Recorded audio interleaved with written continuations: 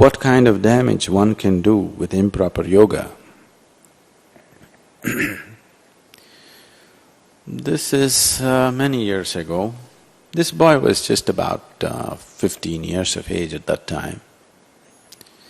Karnataka is one place where yoga is big, Generally, almost in every town or every village, you will see under the banyan tree, there will be a few people doing yoga early in the morning. That's almost like part of the scenery there. So one day early morning, this boy is going somewhere, he saw some people doing yoga. That is, they were doing Shirasasana, headstand. You know Shirasasana? Normal means like this, yoga means like this for most people. To stand on your feet, that is not yoga. You must stand on your head, that is yoga. So he saw people doing yoga, he liked it. Young boy, agile. So he came home and he stood on his head. 15-20 minutes he's able to stand on his head. He's staying there and calling everybody and asking them to see how wonderfully he can stand on his head without any training or any help. He did this just for about 2 to 3 weeks, and then he started getting bouts of anger. He'll be just fine. Once in 2 or 3 weeks, he will get into a huge uncontrollable bout of anger, lasting just about 15-20 minutes. At this time, he will do anything. In one of these situations, he actually took a stick and hit his mother on her head. She had a skull fracture. So after this incident, they started tying up the boy. They said, he's dangerous. In a small town, they didn't know what to do, so they tie up the boy and keep him in one room. A 15-year-old boy who's perfectly normal otherwise, if you tie him up and keep all the things that he goes through, and this started happening more and more often.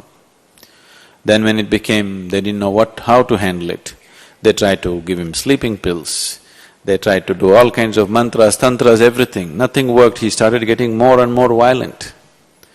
At that time, they brought this boy to us, and I knew this boy is just wrong yoga, Then we put him on various kinds of energy balancing systems and getting him right. He became quite settled down. In about 1.5 years, he was completely, absolutely normal. But then he stayed on with us for another 2.5 years. 4 years he was with us. He discontinued his education. He was with us for 4 years. Those 4 years were very rewarding for him in a different way.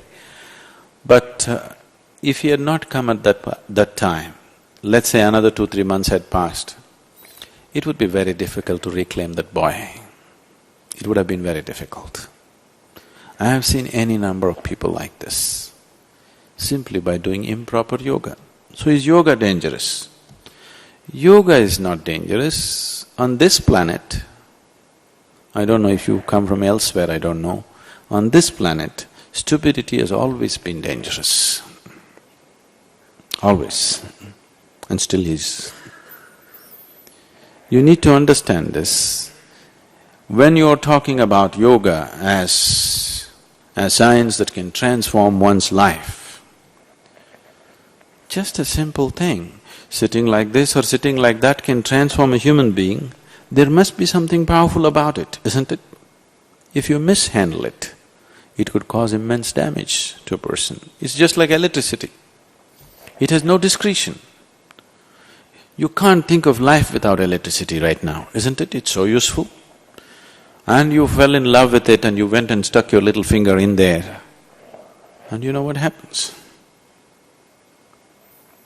So, I am not trying to make it difficult.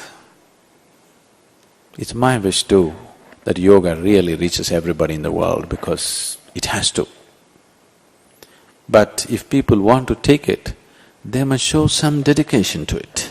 They must show some willingness to spend the necessary time on it, rather than just doing quick yoga.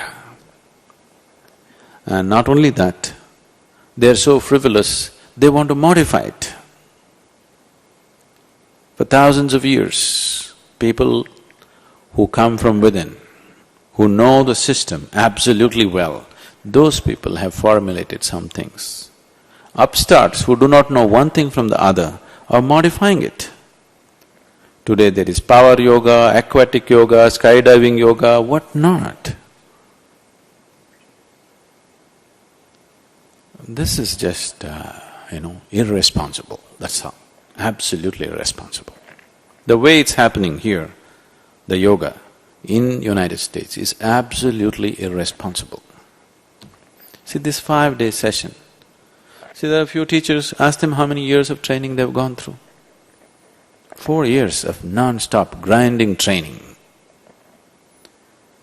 And out of this, if 100 people go through, only our average has just been about 20 to 23 people have been passing. We're trying to improve that percentage, it's just not getting there. Only 20 to 23% actually pass and become teachers. Others, we put them into administrative work and some other work. After training for 4 years. Is this just to make it difficult? No, there is a lot more to it. There is a lot more to it than just what's on the surface. For more on Sadhguru, visit www.ishafoundation.org.